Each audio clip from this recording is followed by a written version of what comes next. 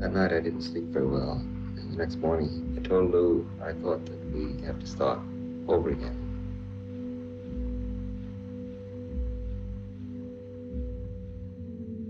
The architect must listen to the requirements of a certain program, but he must realize that the client is not an architect.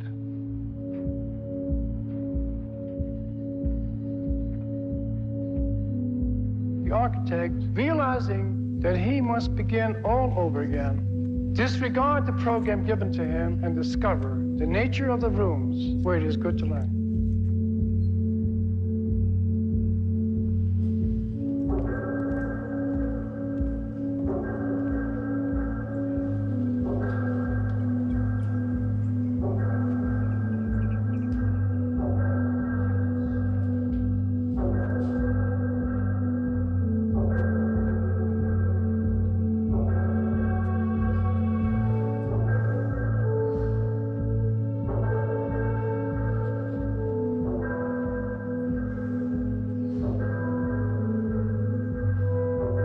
In the process of making, you must be very close to a sense of order. But in the end, the object you make, the building you make, must be unmeasurable.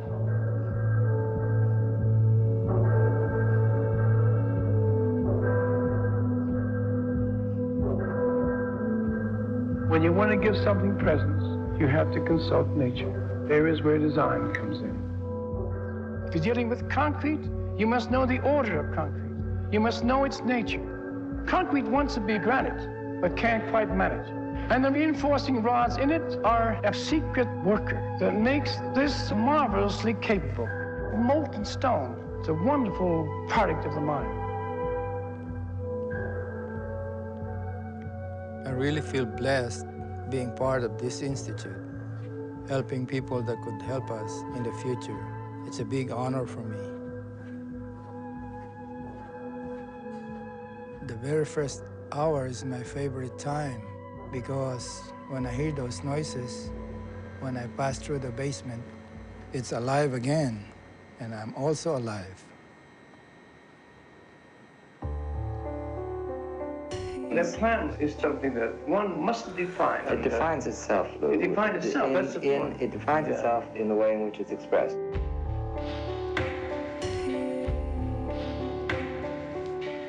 He exhibited as much respect for me as I have for him. Because of this, the two of us struggled through many hard battles to arrive at far deeper insight.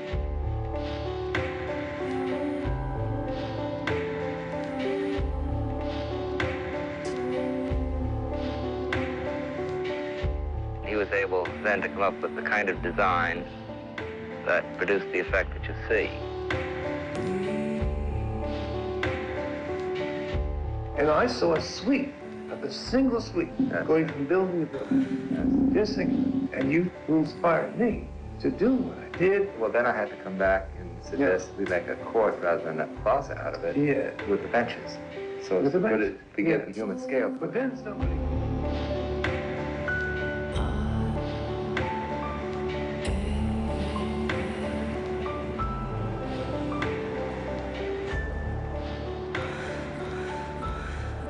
The building has been designed as one would design a living organism. We didn't set out to design a living organism, but we tried to learn from the way living organisms are constructed. I could compare the cooling system of the building to a live person. The fan blows air from the outside to cool and to heat the environment, like the nervous system.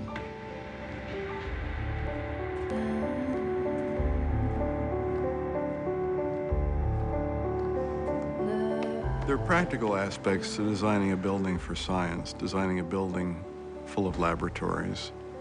The space has to serve the needs of science in a very practical way.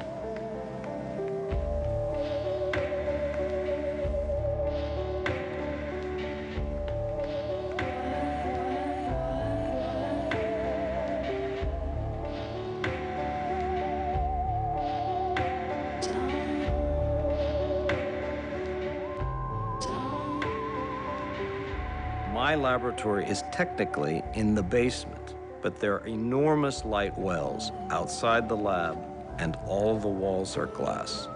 It's possible to enter at one door, to walk all the way through the floor without ever opening or closing a door. There are no structural walls in the interior. The beauty of that is that you can have an open floor plan.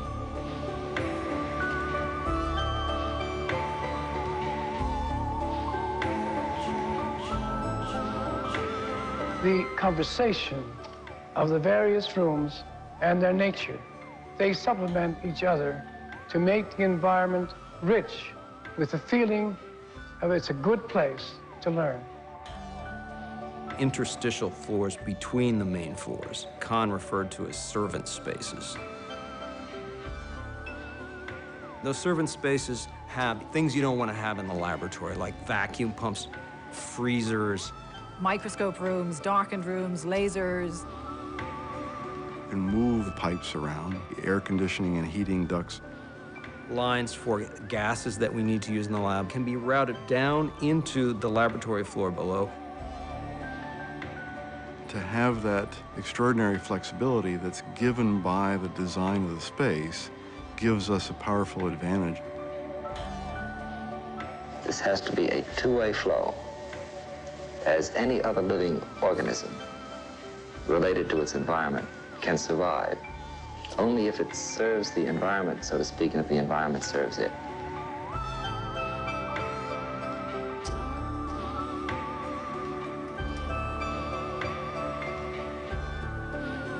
The doctor gets their own style of stethoscope. I have the same type of stethoscope, but it's only for differentiating the sound. It's like a heartbeat, but this one is continuous rhythm.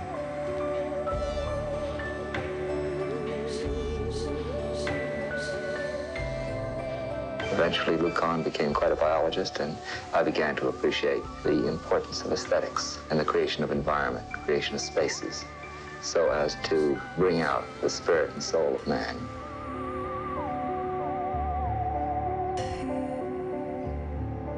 The feeling of total harmony, as though you were meeting your maker, the maker being nature.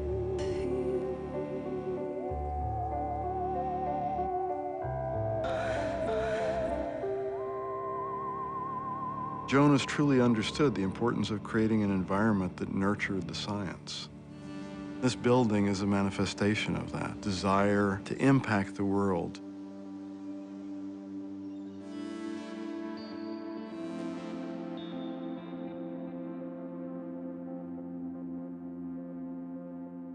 Salk and Kahn, a scientist and artist who collaborated, could see what the rest of us couldn't perceive. And their great gift is this building. Science enables me to explore the very nature of our existence. The answers are in nature, and it tells you where to look. The answers that we need to find.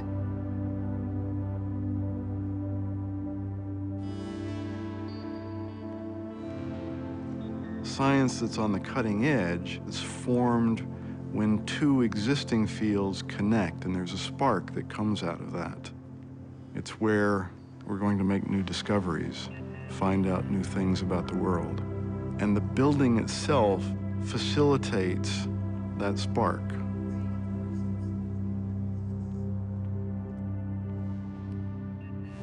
It's a strange paradox. Kahn built an open space that focuses the mind. Of our work deals with the recesses of the mind from what yet is not said and yet not made comes from. This building has a soul. It explores three-dimensional space like a living thing.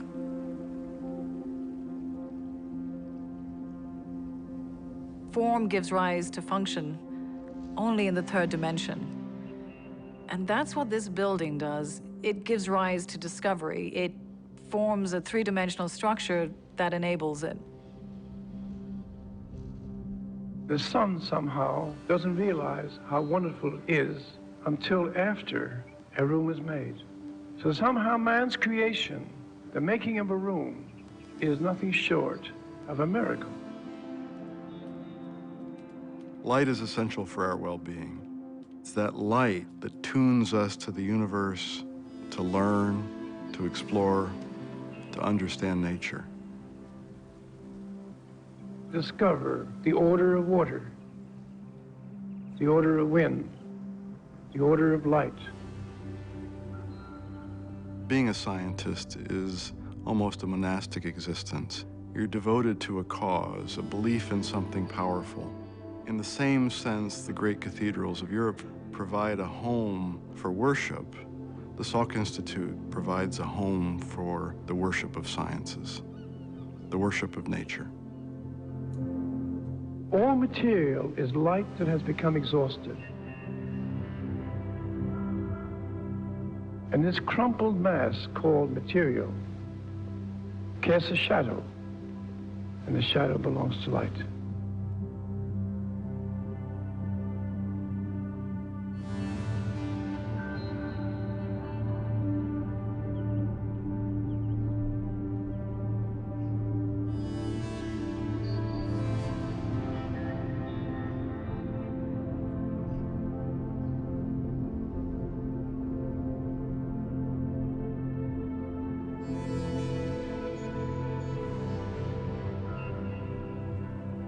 All of us at the Salk Institute have the sense that this building is ours. It's a space that's given to us to accomplish a set of goals, and at the same time, it belongs to us. It's our home. It's the place where our community thrives.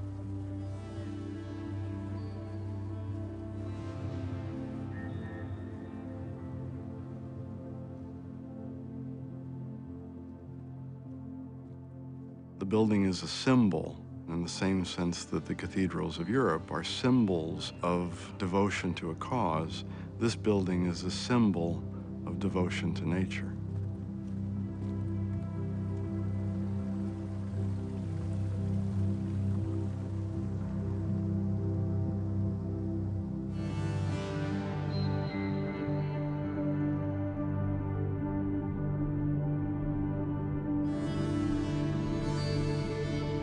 Our senses are overwhelmed these days.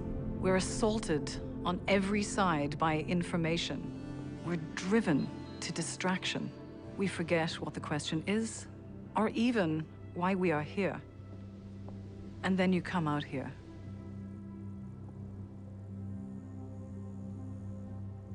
And there is nothing. You're not thinking about anything else. You're just thinking about what the question is, what you can do, how you can help to solve the problem.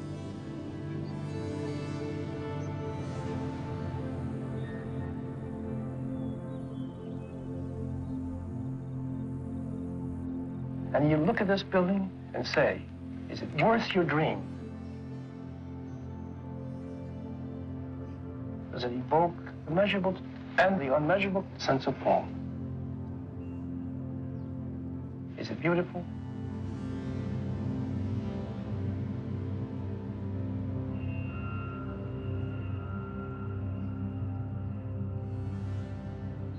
I think that what's the most important thing of all is for people to express themselves in whatever metaphor is natural for them. And the time may come when it will be possible to put all these different things side by side and discover what they have in common.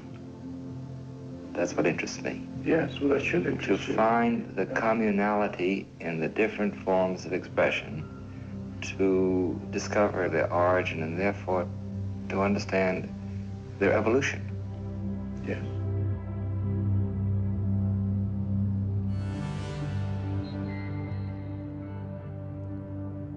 As human beings, Salk and Kahn are both gone for decades now. What they created is alive and working today.